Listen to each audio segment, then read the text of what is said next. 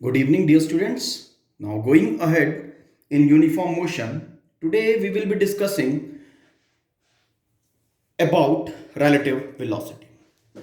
As earlier I told you, कि velocity when we talk of, okay, or motion when we talk of, they are relative.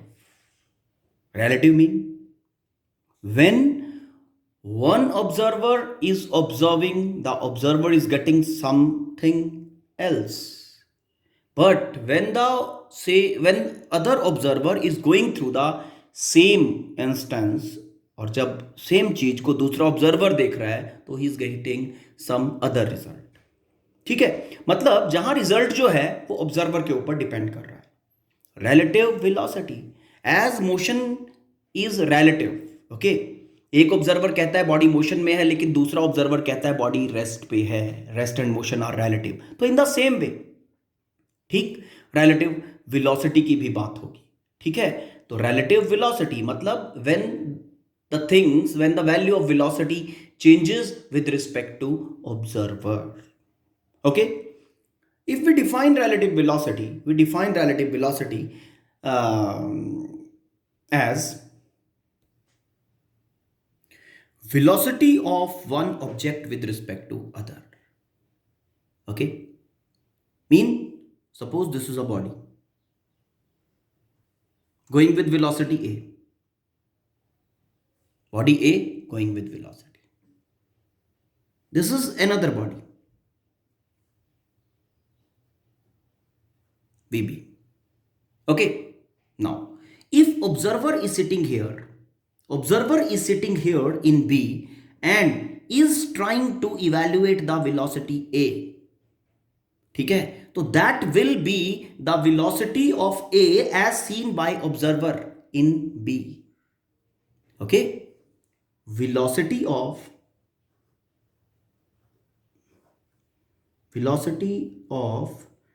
body a as seen or observed by observer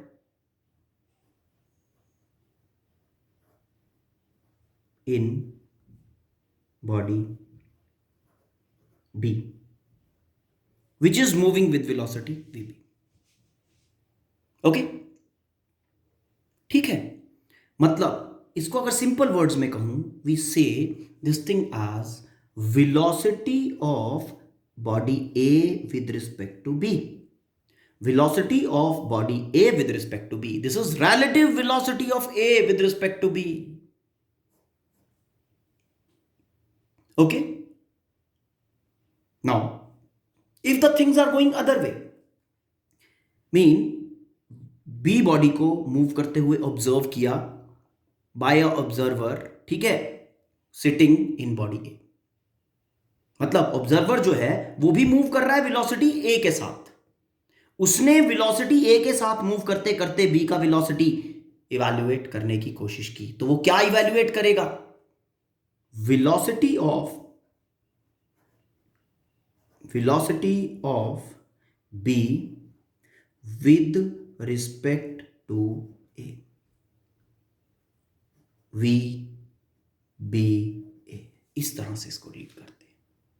okay, hope you have understood. Mean two bodies at which rate relative velocity, at which rate two bodies are covering distance or displacement with respect to each other. Okay, now change in relative position of one object in comparison to other with respect to time. मतलब एक दूसरे के comparison में पर unit time कितना distance, कितना positional change मिल रहा है. ओके, कितना पोजीशनल चेंज मिल रहा है विद रिस्पेक्ट टू टाइम. और other way if you are going in more simple manner, relative displacement by the object with respect to time. Okay, hope this is clear. अगर इन दोनों situations को हम analyse करें, देखो इसका स्लोप पोजीशन टाइम ग्राफ है, this is body A body B, दोनों में के वेलोसिटी का कंपैरिजन करो. चलो नाउ हमें पता है कि पोजीशन टाइम ग्राफ का जो स्लोप होता है, ओके, स्लोप होता है, वो क्या देता है? वेलोसिटी देता है। तो वेलोसिटी ऑफ ए, इसका स्लोप कितना एंगल बना रहा है, कितना एंगल बना रहा है, और मुझे तो दोनों पैरेलल नजर आ रहे हैं। इफ बोथ आर पैरेलल तो दोनों एंगल सेम बनाएंगे, दोनों का tan थीटा सेम होगा और दोनों का स्लोप सेम होगा। अगर दोनों का स्लोप सेम है then velocity of A is equal to velocity of B. मतलब ये situation is similar to a kind of situation के पैरेलल ट्रैक्स के ऊपर दो ट्रेन्स जा रही हैं और दोनों का वेलोसिटी सेम है, दोनों का वेलोसिटी सेम है। यहां बैठा हुआ ऑब्जर्वर बी को देख रहा है और बी के अंदर बैठा हुआ ऑब्जर्वर ए को देख रहा है। दोनों with respect to each other कोई डिस्टेंस ट्रेवल कर रहे हैं? Answer is no.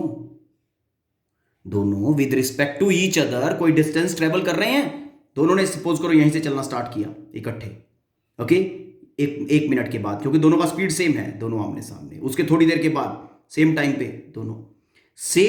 पे दोनों सेम पैरेलल लोकेशन पे होंगे, तो दोनों एक दूसरे के रिस्पेक्ट में क्या डिस्टेंस ट्रेवल कर रहे हैं? कुछ भी नहीं। इसको लगेगा कि ये रेस्ट पे है, इसको लगेगा कि ये रेस्ट पे है। इस सिचुएशन में रिलेटिव वेलोसिटी कितना होगा? 0। क्यों? क्योंकि दोनों एक दूसरे के रिस्पेक्ट में कोई रिलेटिव पोजीशन ट्रेवल नहीं कर रहे हैं। Got it? Now let's take this example. यहां पे अगर हम एनालाइज करें, इसका स्लोप ज्यादा है बी वाले का, तो वेलोसिटी बी का ज्यादा होगा इन कंपैरिजन टू वेलोसिटी ए। देखो यहां पे एक एरर क्रिएट किया हुआ है मैंने, एक्सिस को डिफाइन नहीं किया। तो एक्सिस को डिफाइन किए बिना आप लोगों को ये यू कांट से कि दिस इज वेलोसिटी। पहले डिफाइन, एक्सिस डिफाइन होना चाहिए, क्योंकि हमें पता है कि जब ये पोजीशन टाइम ग्राफ होगा तभी उसका लाइन का पोजीशन टाइम लाइन जो है उसका स्लोप वेलोसिटी देगा।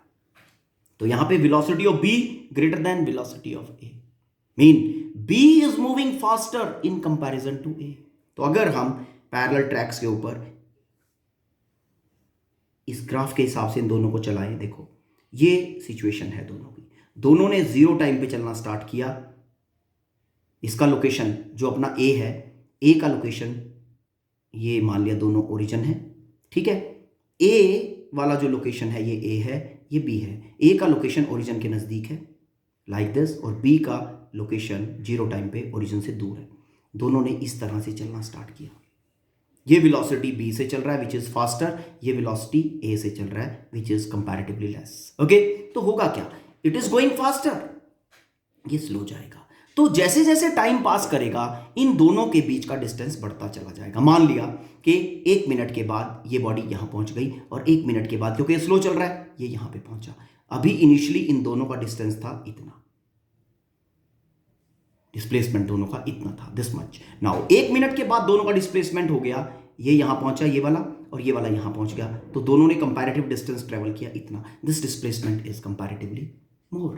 तो यहां रिलेटिव वेलोसिटी पिक्चर में आएगा, गॉट इट। उसके थोड़ी देर के बाद फिर ये और आगे निकल जाएगा इसके कंपैरिजन में। तो इस तरह से relative distance is travelled, okay, because we are talking in straight line. तो यहां पे रिलेटिव स्ट्रेट लाइन और सेम डायरेक्शन में चले जा रहे हैं, तो रिलेटिव डिस्टेंस और relative displacement will be remaining same, ठीक है। तो यहां पे objects they have relative displacement with respect to each other. तो इस सिचुएशन में आपके पास एक रिलेटिव वेलोसिटी होगा। Okay, now if you analyse this situation,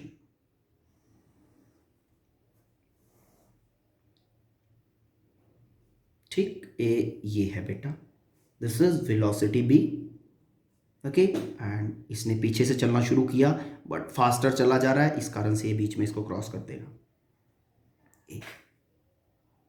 A B position time, okay. अब यहां पे अगर हम सिचुएशन को एनालाइज करें, ये ओरिजिन है, 0 टाइम के ऊपर ए ने यहां से चलना स्टार्ट किया नियर टू द ओरिजिन, और बी जो था वो ओरिजिन से दूर था कंपैरेटिवली। मतलब बी जो था वो ए के कंपैरिजन में अहेड था, आगे था। उसके बाद b का वेलोसिटी स्लोअर है और a का velocity is more, velocity of a greater than velocity of b।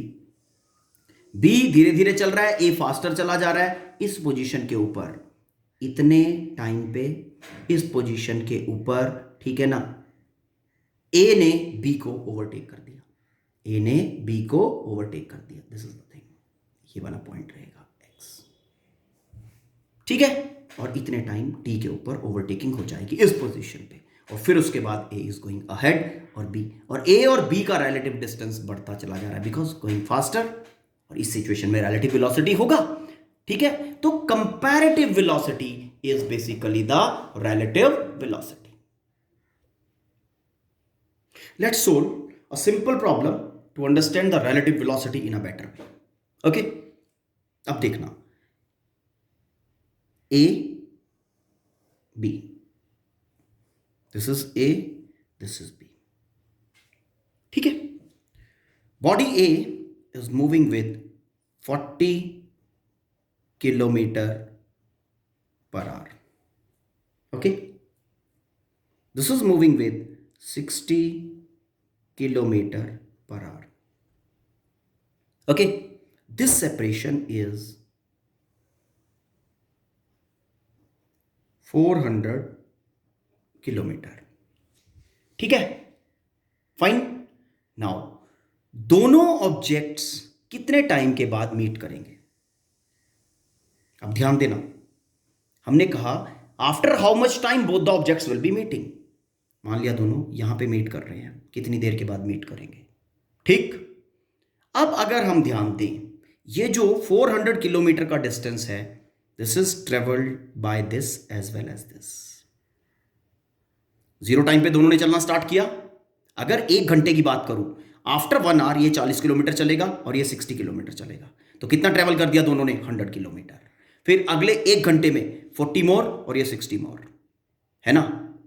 इस तरह से दोनों जो हैं वो इस टोटल डिस्टेंस को कवर कर रहे हैं। तो इस तरह से जब टोटल वेलोसिटी की बात आती है, रिलेटिव वेलोसिटी की बात आती है, तो रिलेटिव डिस्टेंस जो है, relative distance covered with time, तो रिलेटिव डिस्टेंस कवर्ड कितना है? 100 पर आवर, है ना। तो देखना यहां पे, जरा चेक करना कि अभी रिलेटिव वेलोसिटी कितनी आती है। Okay, now at this is moving at a rate 40 kilometre per hour, तो this is covering at a rate 60 kilometre per hour. तो 1 घंटे में after 1 hour how much displacement is travelled, how much displacement is covered? 60 and 40, 100 kilometre per hour, ठीक है।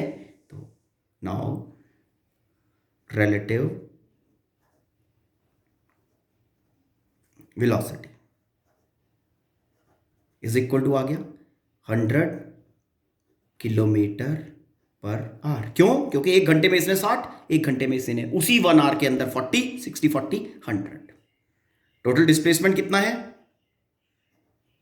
Displacement is 400 kilometre. तो time कितना लगेगा? Now time is displacement over velocity after 4 hours. Okay, the object will meet at some point. Okay, तो इस तरह से comparative, ठीक, क्योंकि यहां दोनों ऑब्जेक्ट्स ऑपोजिट डायरेक्शन में मूव कर रहे हैं, इस कारण से रिलेटिव डिस्टेंस, रिलेटिव वेलोसिटी जो है वो इंक्रीज कर रहा है, मोर है इन कंपैरिजन टू बोथ। अगर ये दोनों सेम डायरेक्शन में जाएं, ठीक है ना, then the situation will change. चलो, let's take that particular thing also. Now,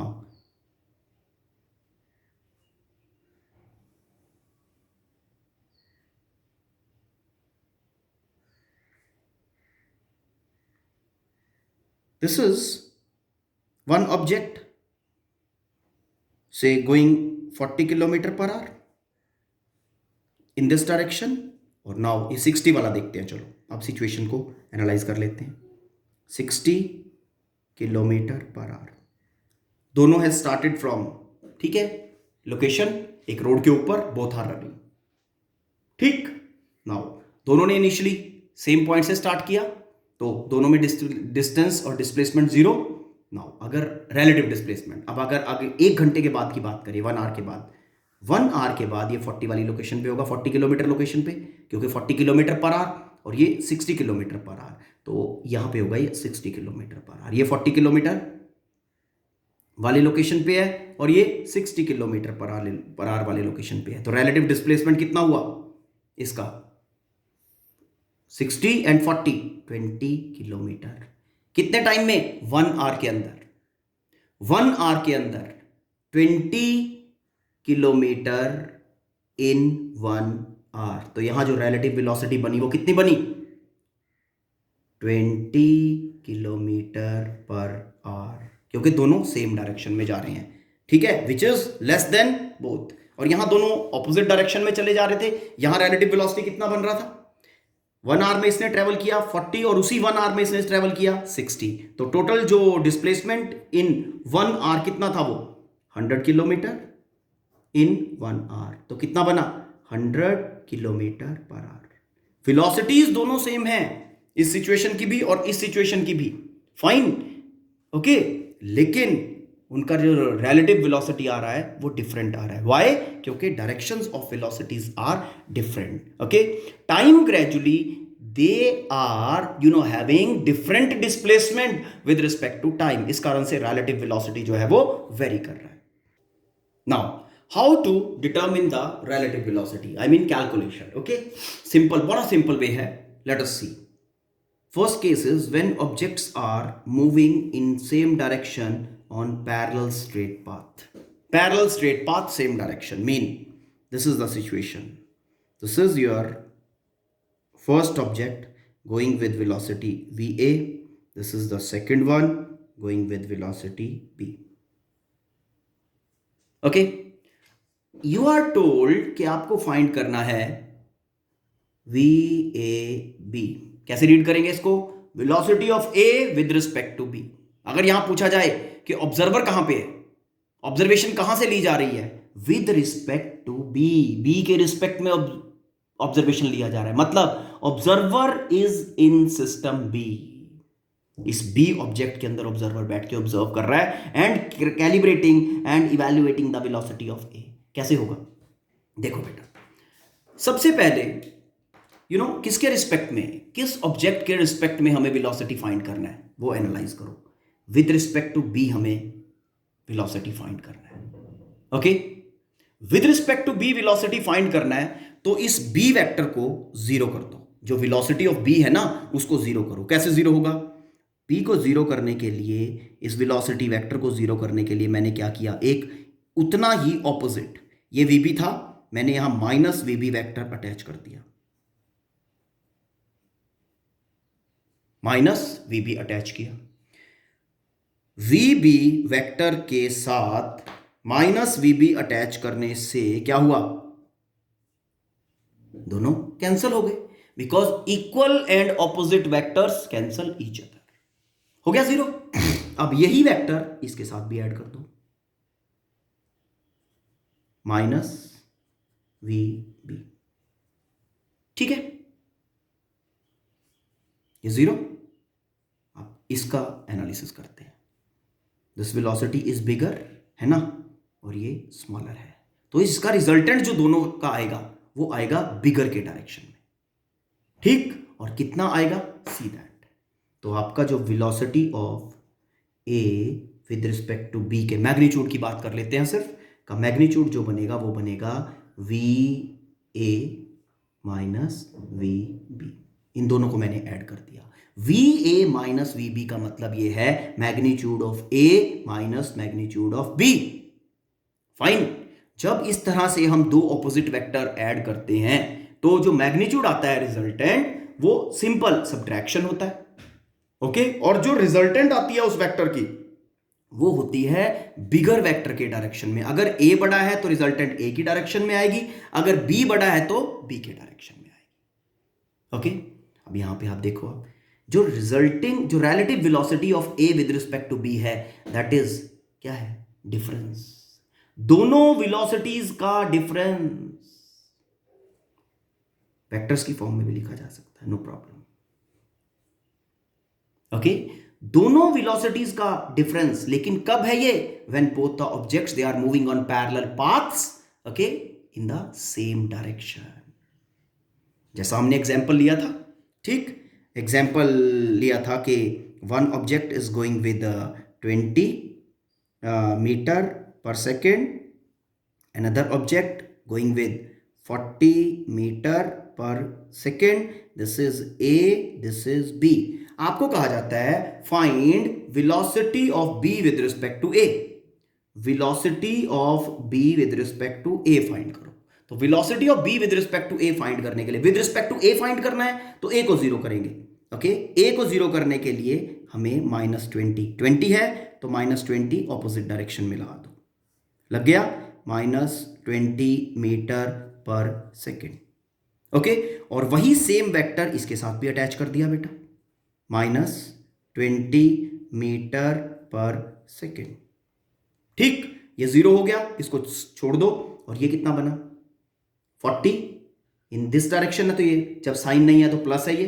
ठीक है, तो VBA is equal to 40, that is +40 -20, दोनों को बेसिकली ऐड किया है एल्जेब्रिकली, वेक्टोरियली, +40 -20, तो VBA जो आपका आया वो आया +20 मीटर पर सेकेंड। तो रिलेटिव वेलोसिटी लेसर है कि नहीं कंपैरेटिवली? ठीक, why? Because both the objects they are moving in same direction. Hope this is clear. Now situation 2, when the objects are moving on parallel paths but in opposite direction. Now let this situation is given to us. Object A going with velocity VA like this, B moving this way in opposite direction with velocity B. अब देखो मैंने यहां negative लगा दिया automatically, ऐसा है, velocity is a vector quantity. Now इसके साथ प्लस लगाओ, ओरिजिन से राइट साइड पे प्लस होगा वेलोसिटी वेक्टर, और ओरिजिन के लेफ्ट साइड के ऊपर velocity vector will be taken as negative. Okay, अब आपको कहा जाता है find velocity of A with respect to B, velocity of A with respect to B. अब किसके रिस्पेक्ट में फाइंड करना है? बी के रिस्पेक्ट में। ऑब्जर्वर कहां पे है? बी के अंदर है, तो जीरो किसको किया जाएगा? बी को। बी को जीरो करने के लिए -VB अटैच करना पड़ेगा, माइनस नहीं, ये -VB है ना, इसको कैंसिल करना है, इसको कैंसिल करने के लिए +VB अटैच कर दिया इसके साथ, a new vector of opposite of same magnitude and opposite direction में। ठीक है, -VB तो +VB, एंड यहां पे भी बेटा same thing, same vector attach कर दिया, दैट इज +VB। ओके, ये जीरो हो गया। अब इसकी बात कर लेते हैं। ठीक है, तो VAB इज इक्वल टू कितना बन रहा है? VAB इज इक्वल टू वो जो दोनों वेक्टर बचे हुए हैं, VA in this direction, VB in this direction, तो +VA +VB। Hope this is clear. ठीक है, नाउ अगर आपको टास्क दिया जाता है, इसमें अलग सिचुएशन ले लेते हैं, चलो this is one second situation. अगर आपको कहा जाता है find B with respect to A,